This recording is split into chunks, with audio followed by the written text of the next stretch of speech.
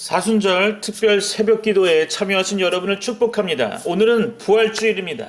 또한 사순절 특별 새벽 기도의 마지막 날이기도 하죠. 오늘 본문은 예정대로 미가서 7장의 말씀을 가지고 준비해 보았습니다. 다 같이 한번 읽어볼까요? 읽는 가운데 성령의 충만함이 임하고 하나님의 말씀을 깨닫는 여러분이 되시기를 소망합니다. 제7장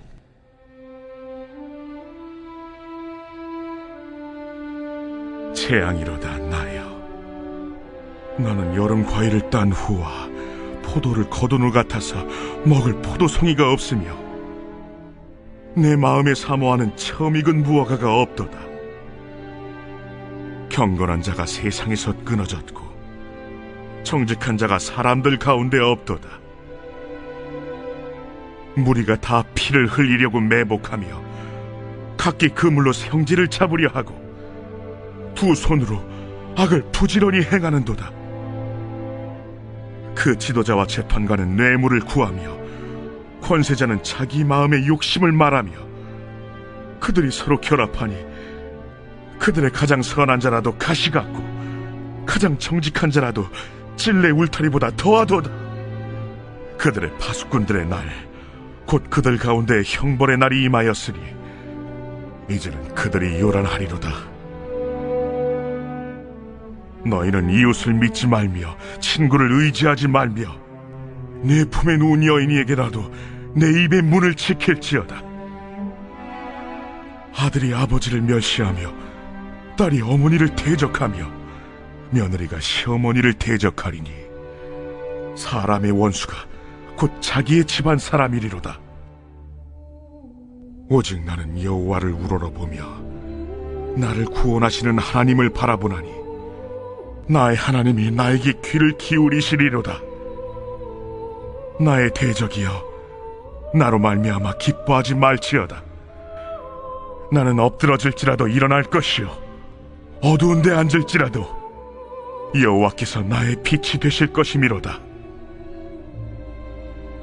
내가 여호와께 범죄하였으니 그의 진도를 당하려니와 마침내 주께서 나를 위하여 논쟁하시고 심판하시며 주께서 나를 인도하사 광명에 이르게 하시리니 내가 그의 공의를 보리로다. 나의 대적이 이것을 보고 부끄러워하리니 그는 전에 내게 말하기를 내 하나님 여호와가 어디 있느냐 하던 자라. 그가 거리에 진흙같이 밟히리니 그것을 내가 보리로다. 내 성벽을 건축하는 날, 곧 그날에는 지경이 넓혀질 것이라. 그날에는 아수르에서 애굽 성읍들에까지, 애굽에서 강까지, 이 바다에서 저 바다까지, 이 산에서 저 산까지의 사람들이 내게로 돌아올 것이나 그 땅은 그 주민의 행위의 열매로 말미암아 황폐하리로다. 원하건대 주는 주의 지팡이로 주의 백성, 곧 갈멜 속 삼림에 홀로 거주하는 주의 기업의 양떼를 먹이시되 그들을 옛날같이 바산과 길르앗에서 먹이시옵소서. 이르시되 네가 애굽 땅에서 나오던 날과 같이 내가 그들에게 이적을 보이리라 하셨느니라. 이르되 여러 나라가 보고 자기의 세력을 부끄러워하여 손으로 그 입을 막을 것이요 귀는 막힐 것이며 그들이 뱀처럼 티끌을 핥으며 땅에 기는 벌레처럼 떨며 그 좁은 구멍에서 나와서 두려워하며 우리 하나님 여호와께로 돌아와서 주로 말미암아 두려워하리이다. 주와 같은 신이 어디 있으리이까? 주께서는 죄악과 그 기업에 남은 자의 허물을 사유하시며 인애를 기뻐하심으로 진노를 오래 품지 아니하시나이다. 다시 우리를 불쌍히 여기셔서 우리의 죄악을 발로 밟으시고 우리의 모든 죄를 깊은 바다에 던지시리이다. 주께서 옛적에 우리 조상들에게 맹세하신 대로 야곱에게 성실을 베푸시며 아브라함에게 인애를 더하시리이다.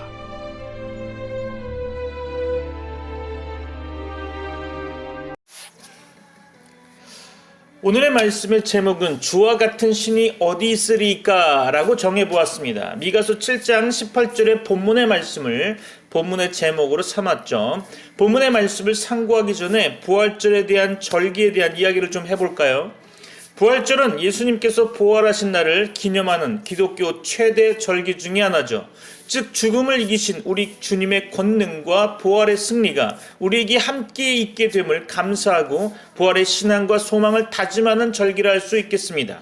일명 부활주의라고 불리우는 오늘은 고대에는 유월절 어린 양으로 오신 그리스도의 부활을 기념하는 절기라 해서 파스카라고 불렸다고 합니다.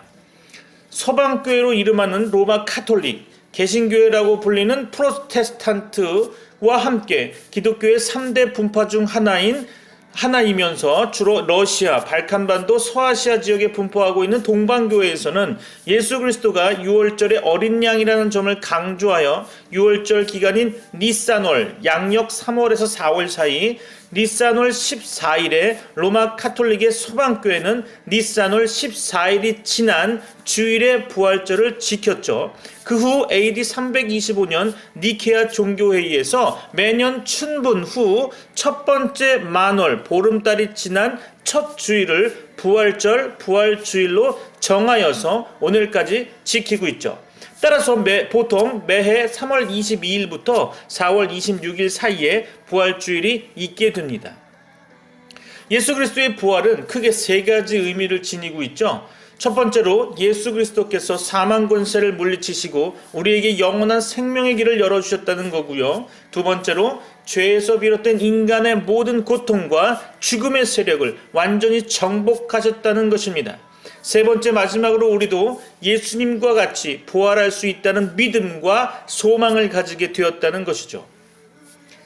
본문으로 돌아와서 오늘은 1장부터 7장 전체를 한번 살펴보려고 하는데요. 미가서 1장으로부터 7장까지 이해를 돕기 위해 배경에 대한 이야기를 한번 해볼까요? 분열왕국 시대에 이스라엘이 당한 세 가지 문제가 있었죠. 남북 분쟁과 이념 분쟁, 그리고 지역 분쟁이 그것이었죠. 이 문제의 원인을 성경에서 찾으면 창세기 3장, 6장, 11장의 문제라고 할 수 있겠습니다. 성경 말씀 속에서 하나님께서 이스라엘에게 바라시는 것을 세 가지로 표현해 본다면 영혼 사랑, 개인 구원을 얘기하겠죠. 나라 사랑, 전도하라는 거죠. 마지막으로 세계 사랑, 선교하는 거죠. 네, 이렇게 하나님이 바라시는 것이 있었는데도 불구하고 이것이 이스라엘의 사명이었는데도 불구하고 이스라엘은 깨닫지 못했다는 거죠. 우리는 지금 미가서를 마무리하는 7장에 와 있습니다.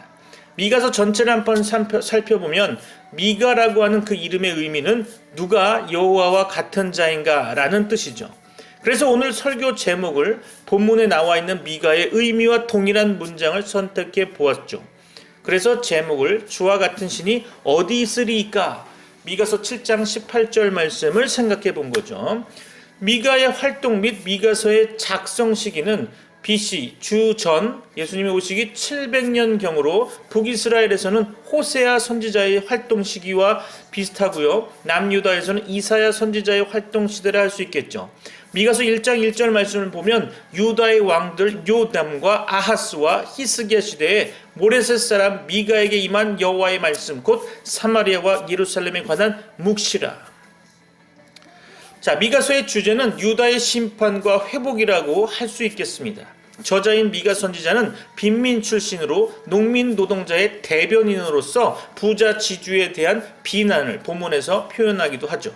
미가서의 네 가지 핵심 내용은 심판과 구원, 우상 숭배의 경고, 깨닫는 자에게 임할 영광, 성전 파괴와 국토 폐허에 대한 예언의 말씀이 담겨 있죠. 특별히 미가서는 사마리아와 유다 멸망을 예언하고 있습니다.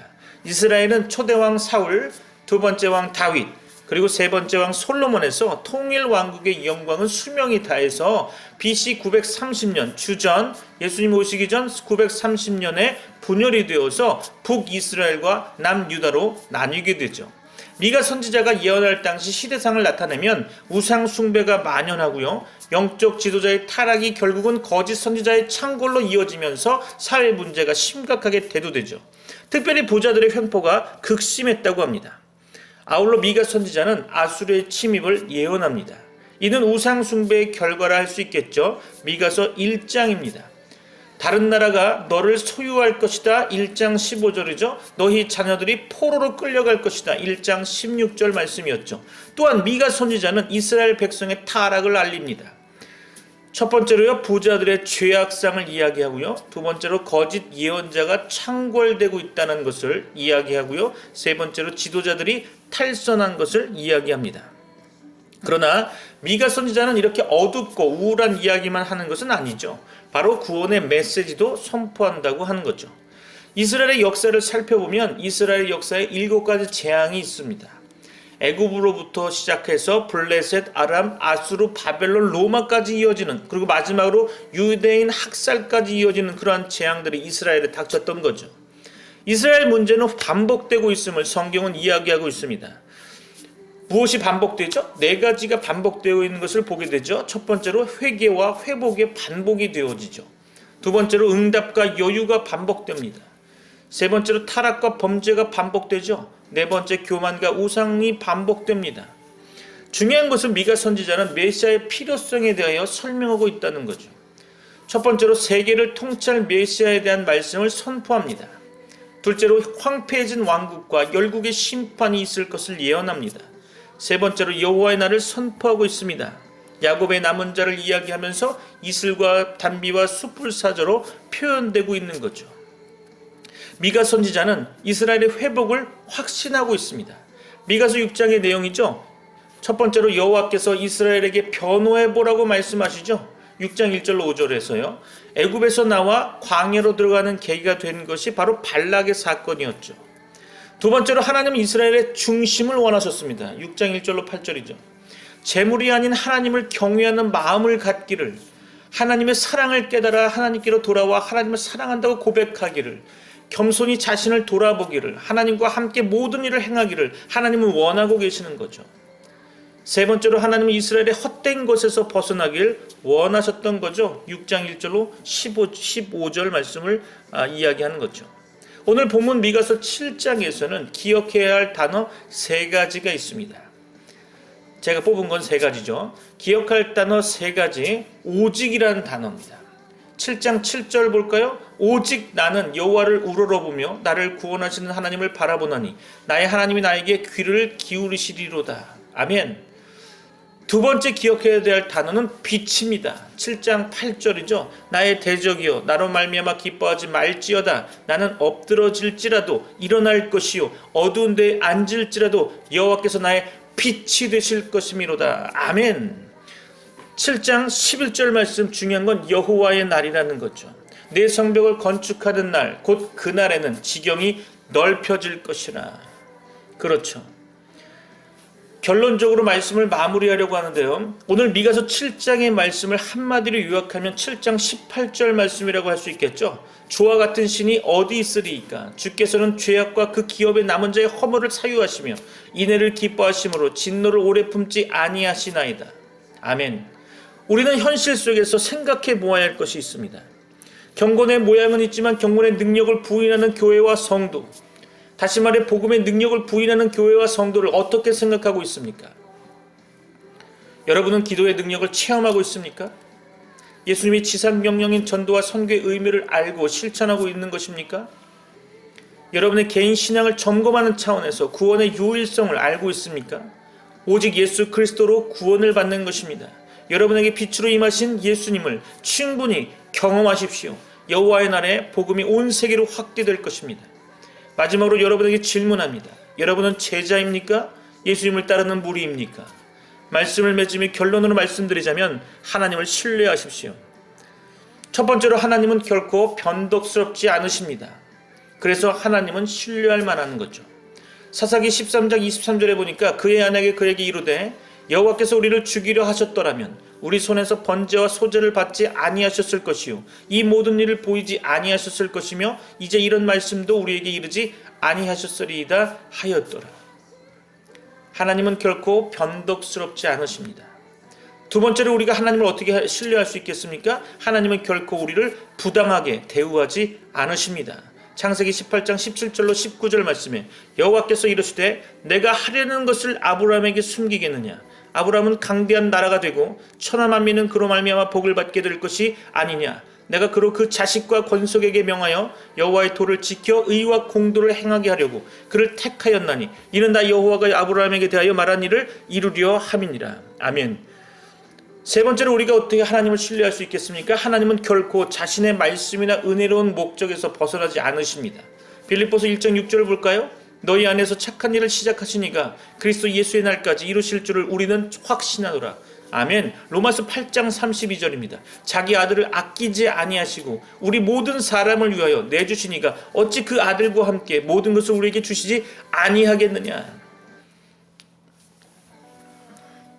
부활하신 주님이 오늘 여러분에게 임하여 여러분이 권능을 받고 땅끝까지 복음을 전하며 여러분의 삶이 증인의 삶이 되길 소원합니다. 여러분을 예수 그리스도의 이름으로 축복합니다. 다 같이 기도하겠습니다. 오늘의 말씀을 생각하면서 기도하시고 여러분의 기도 제목을 놓고 기도하시기 바랍니다. 아멘.